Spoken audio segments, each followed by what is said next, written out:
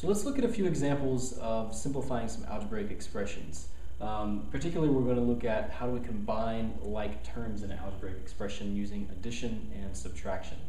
Now, the way that any two terms are like terms, if you remember from the notes, means that they have the exact same variable part. So for example, a term like this, 3x cubed and 5x cubed, we'd say these are like terms because their variable parts are exactly the same. They're both exactly x cubed. So if this is the case, then combining these like terms becomes rather easy. 3x cubed plus 5x cubed, all I have to do is add the constant part of the terms. So this is 8x cubed. If you think of it as 3 apples plus 5 apples is 8 apples, right? 3 of one thing plus 5 of the exact same thing will give you 8 of that exact same thing. Now this isn't always the case, so we don't always get where everything in the expression is a like term. So for example, something like this, 3x squared plus 7 minus 4x y squared plus x squared minus 2 minus 2x y squared. In this case, I can only combine the terms that are like terms. The other terms cannot go together. So what I want to do first is just look through here and see if I have any like terms. So in this case, I have negative 3x squared. So I'm looking for anything else that has an x squared as its variable part. And sure enough, I have this right here. I have x squared.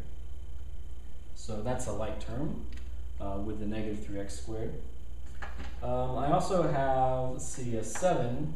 The only thing that would be a like term with is another constant. So a 7 would be a like term with the negative 2 in this case, and it doesn't look like we have any more constants, but those two will go together. And then negative 4xy squared, that means the other like term has to have a yx squared in it. No exceptions, has to be exactly the same thing. So sure enough, that works right here with the negative 2xy squared. So what we can do now is actually just combine all of the like terms that we have in our expression. So negative 3x squared plus x squared. Now, a trick we can use here is we can think of this as 1x squared. We don't usually write the 1, but there's an understood 1 right there. So negative 3x squared plus 1x squared. Negative 3 plus 1 is negative 2. So this becomes negative 2x squared. Taking a look at the constants, 7 minus 2, this will just be 5.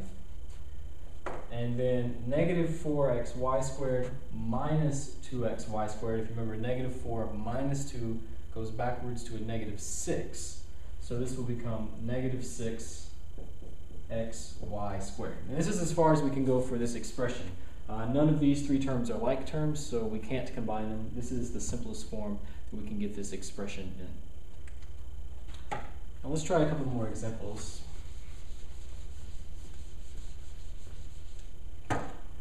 So something like this, 3 times xy minus 2 plus y cubed plus 5 minus 1/2 y cubed. Now this one's a little different because I have to do a little bit of work before I actually start combining like terms. Specifically, I have to take care of this 3 because it's on the outside of an expression.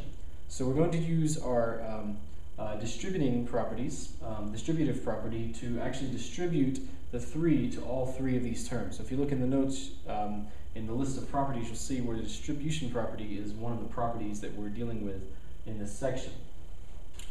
So to use the distributive property, I'm actually going to think about multiplying this 3 out, but I have to multiply it out by every single term in the parentheses. So I actually have to multiply the 3 out 3 different times. So we'll do this before we do anything else. So 3 times xy, this is 3xy. 3 times negative 2, this will be a negative 6, so we'll get a minus 6.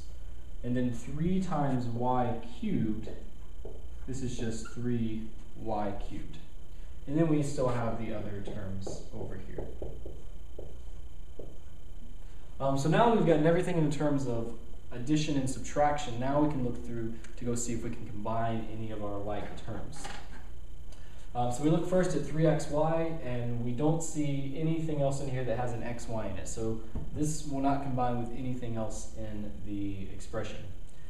We have a -6, though, which will combine with the 5, since they're both constant numbers.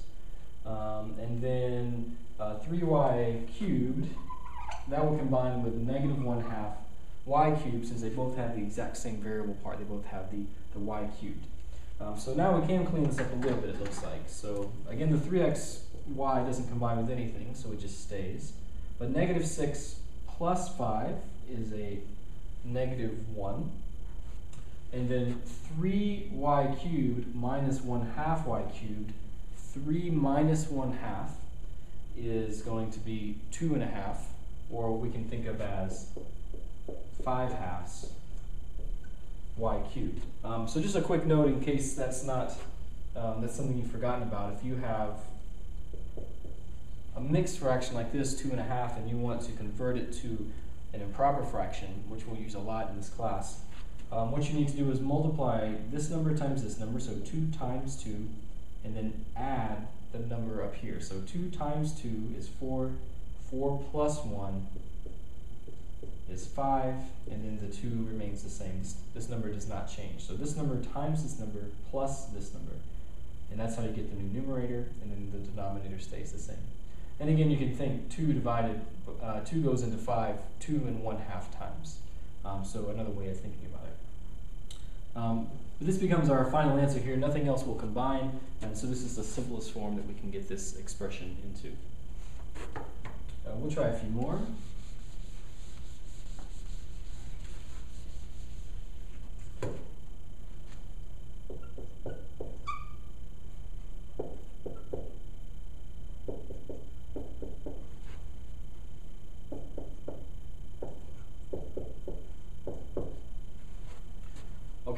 In this case, I have a similar type of problem in that I have some grouping symbols going on, which I need to take care of before I start combining any of my terms.